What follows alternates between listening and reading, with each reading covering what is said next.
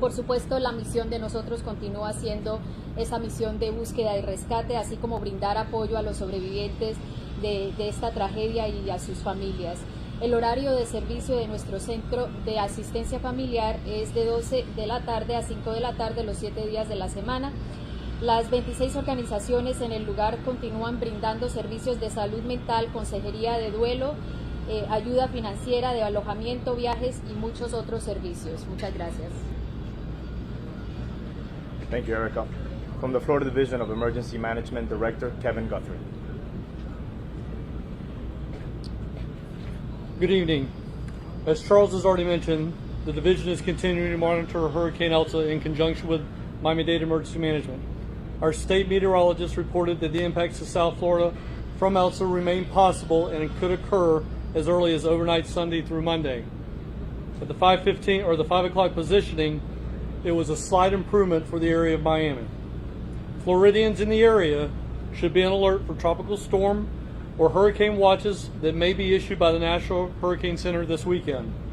While there remains some uncertainty in the track and intensity forecast, Floridians are encouraged to check and restock their emergency kits, review their hurricane plans heading into this holiday weekend, and prepare for the possibility of heavy rain, strong winds, tornadoes, and storm surge impacts. Also, as of today, all 5 Type 1 USAR task forces from Virginia, Ohio, New Jersey, Pennsylvania, and Indiana are on the ground. I'm thankful for our federal partners who are assisting with the relief of some of our Florida USAR teams who can turn their focus now to assisting with potential hurricane response.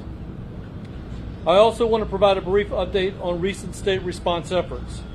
First, the division continues to provide PPE, spare boots, and other clothing items to USAR responders to ensure that added protection and safety while working on site. The division has purchased and distributed nearly 450 pairs of boots to USAR responders, 27,000 pairs of socks, 360 pairs of heavy-duty demolition gloves, and 400 half-face respirators. Now, please, do not donate those items. I'm asking the public, do not donate socks and underwear and boots. These are specialized pieces of equipment that our first responders need. So please do not come to the site and donate those items. We have plenty. The division has also coordinated with Royal Caribbean Group to dock the Royal Caribbean International's Explorer the Seas at the Port of Miami to provide free housing to support the tireless efforts of our search and rescue teams. I want to thank Royal Caribbean for prioritizing the safety and well-being of our first responders.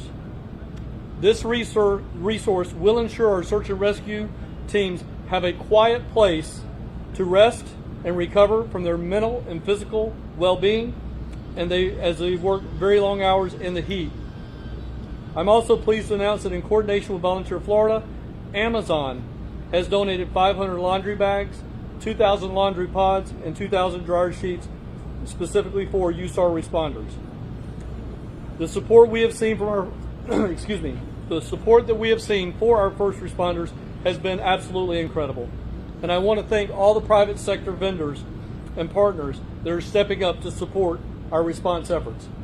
Last, I will mention that we received official notification in writing from the White House today via FEMA that the President did approve for 30 days, June 24th to July 24th, 100% reimbursement for this event.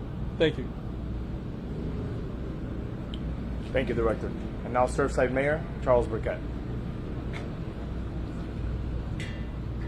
That last news we heard is pretty amazing, spectacular. Thank you, Mr. President. Thank you for funding this disaster and taking it off the shoulders of residents here and the state of Florida. We very much appreciate that.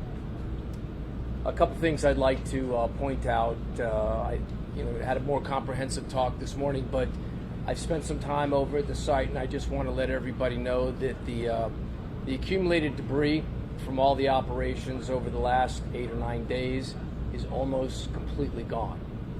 And that is another testament to the organizational skills of the county, mayor's leadership. The work site is clean, it's organized, and it's running very smoothly. Let's hope we don't get that hurricane and that we can keep moving forward 24 hours a day.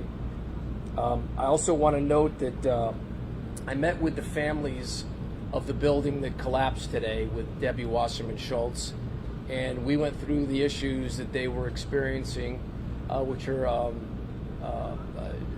notably different than the families who are searching for their loved ones. I will say that there were questions about insurance, there were questions about logistics, there were questions about alternative housing, and there were questions about transportation. I think it's important to repeat, I think I said it this morning, but Chief Brian Rafke has instituted a shuttle, a tram that's going to go around the whole area. It's going to go from the Seaview all the way down south to the community center and back, and it's going to operate every 20 minutes for families that need to hop on and get to different meetings or briefings.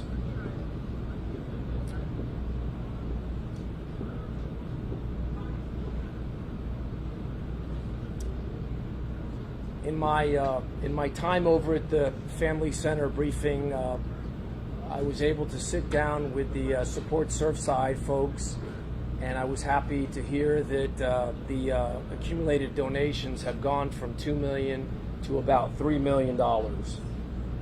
We remain focused on pulling everybody out of the rubble. It's our only objective, and we will stay focused on that while we support the families. Thank you. Thank you, Mayor. Miami-Dade Fire Rescue Chief Alan Comiskey. Good evening. Our search operations are still ongoing. We're still primarily focusing on the grids D3 and part of grid B2, as well as grid D3 and part of grid D2. Unfortunately, we haven't been able to expand our search zones due to the high concerns with the building structure. As mentioned earlier, federal task force are on site. Currently, Virginia task force and Ohio will be rotated through today, and the remaining three, Pennsylvania, Indiana, and New Jersey, will be rotated through tomorrow, as we rotate the Florida task force teams out.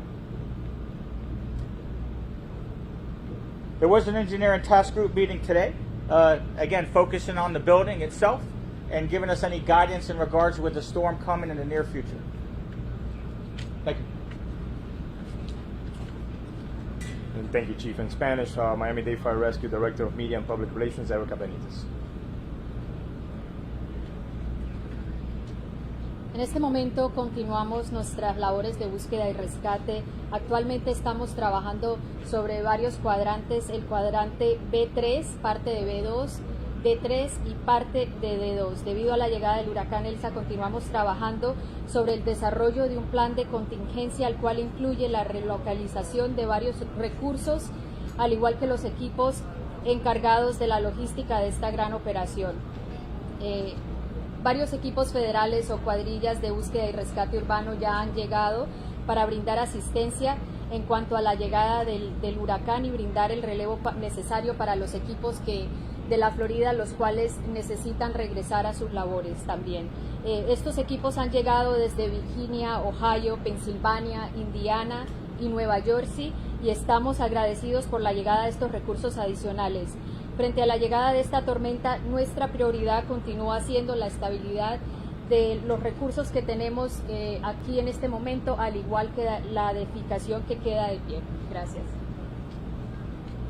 Thank you, Erica. From the U.S. Small Business Administration Public Affairs Specialist, Roberto Baltonado. Before anything else, Charles spoke about how there are 26 agencies assisting individuals at the Family Assistance Center. This is a whole community approach, a whole of government approach. What you see behind us is a prime example of that. The SBA is there to provide assistance. However, we encourage people to visit sba.gov/disaster. Businesses can actually find information, valuable information on how to prepare, on how to apply, on how to submit that application, the documentation that is required for you to be able to prepare and submit that application, whether you do it online and again at sba.gov/disaster, or whether you visit us at the Family Assistance Center. By the same token, our teams are providing assistance to the families and friends and individuals who are in need. Our neighbors, our homeowners and renters are encouraged to come over to the Family Assistance Center and speak to one of our agents one-on-one for support. Once again, I encourage our business community to please prepare by visiting sba.gov/prepare and be ready.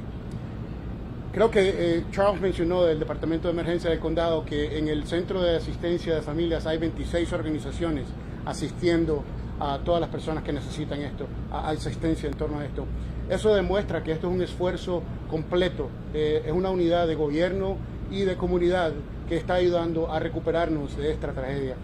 Por la misma razón, incitamos a toda la comunidad de negocios a que visite sba.gov/desastre y se informe de cuáles son los documentos que necesita para formular su aplicación y enviar esa aplicación, la cual también la puede presentar a través de sba.gov/desastre.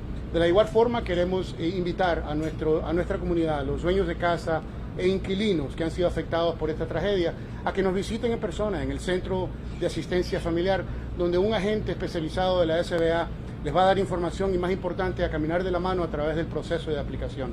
Por último, quiero invitar a nuestra comunidad de negocios a que visite sba.gov/prepare y considere estar preparado para esta tormenta que se nos acerca. Thank you. Gracias. Thank you, Mr. Baltonado. And now our Creole translator, Lionel Larrable. Bonsoir tout le monde. Nous sommes très contents que temps que nous gagnons après-midi à permettre que le travail nous continue fait et recherche à continuer gens qui ont commencé avant. Kounia nous capable de dire pendant la journée aujourd'hui nous gagnons 2 morts additionnels et ça qui porte quantité de morts à 22.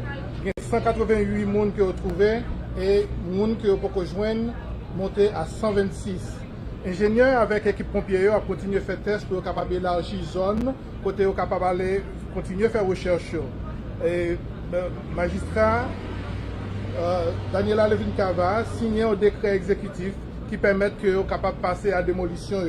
Mais étant donné que il y a un intérêt tout le monde et dans l'intérêt public là, le travail sur ça qui a un rapport avec ça que la démolition a représenté et reste bâtiment pour santé publique. Donc, il va considérer toute étude avec toute approche qui est nécessaire pour faire ça sans que ne pas représenter danger pour personne. Priorité nous, rété recherche avec récupération tout ça que nous sommes capables de joindre en tant que monde ou en tant que corps qui était.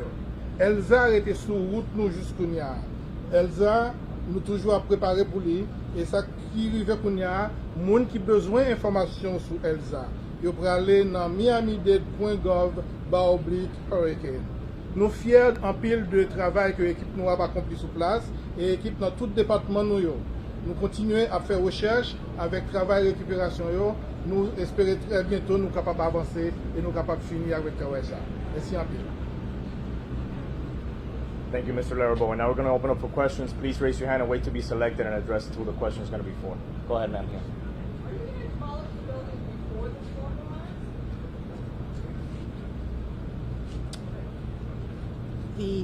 The demolition of the building is going to proceed based on the recommendations of the engineers. As we stated yesterday and as I stated today, that is going to take time. It's going to take most likely weeks. It is not possible, either from an engineering or any other perspective, to move more rapidly than that.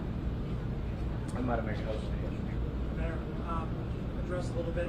We're hearing about another condominium building in Crestview Towers now being evacuated. Is that part of the audit that you had ordered? The city of North Miami Beach has taken the steps that we recommended to review to make sure that the recertification process was being done on a timely basis. And as I understand it, as a result of that audit, they found a building that had not been recertified, and when the information came in, they took some steps.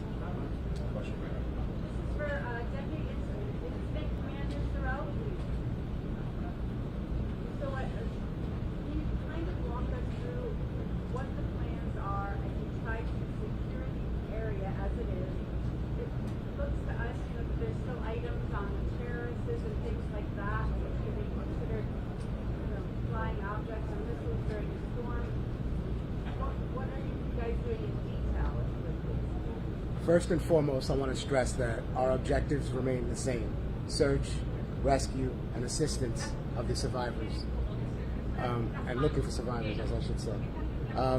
We have formed a comprehensive plan with the division, with FEMA, our local partners, to discuss safety. We've identified a safety zone, and we are going to evacuate as necessary certain aspects of our materials and resources that we provide here, and we'll provide a safety zone with respect to flying debris and other items. So we continue to look at and assess.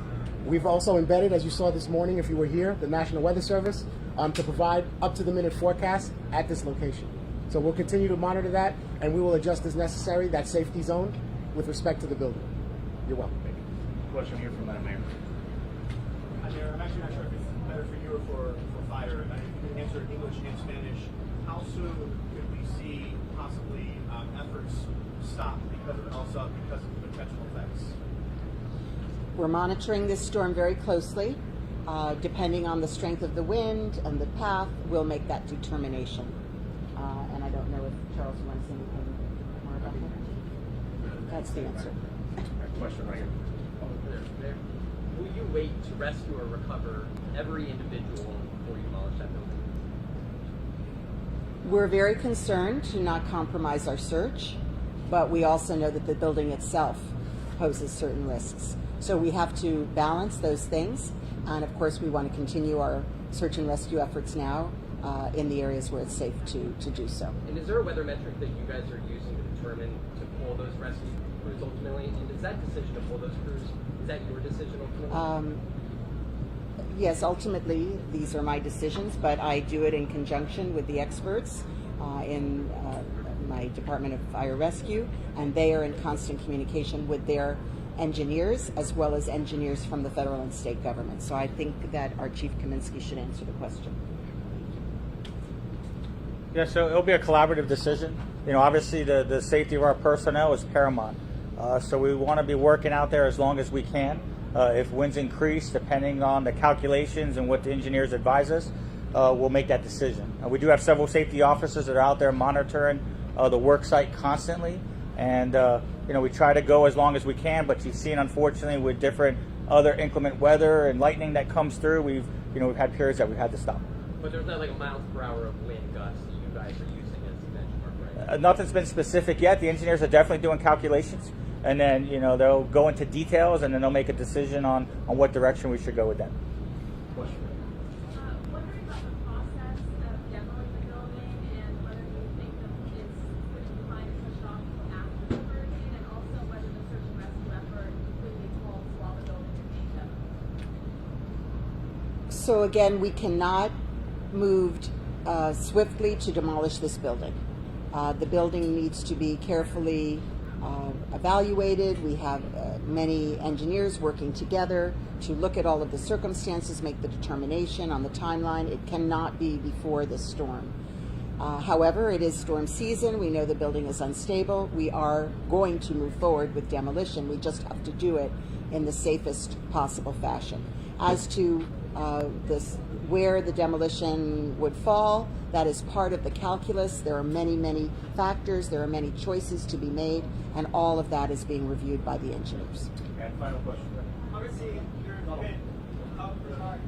Fire chief, we're getting some reports that firefighters out of state who are not vaccinated came down with COVID. There's some testing going on now. Yes, one of the teams that in Florida but came outside of Miami-Dade, they did have a few COVID individuals. So we do have our medical procedures in place. Unfortunately, this is another challenge, but something that we've been dealing with for over the past year in regards to the medical field and our first responders, responding and managing throughout COVID. So we remain within our protocols in that circumstance where we isolate. We go through a process, and that task force also has now been demobilized. Is there a number of cases you know of? 6. 6? Thank you, everyone. Thank you. how long will it take for the building to come down? Give it a nice reply, get way down.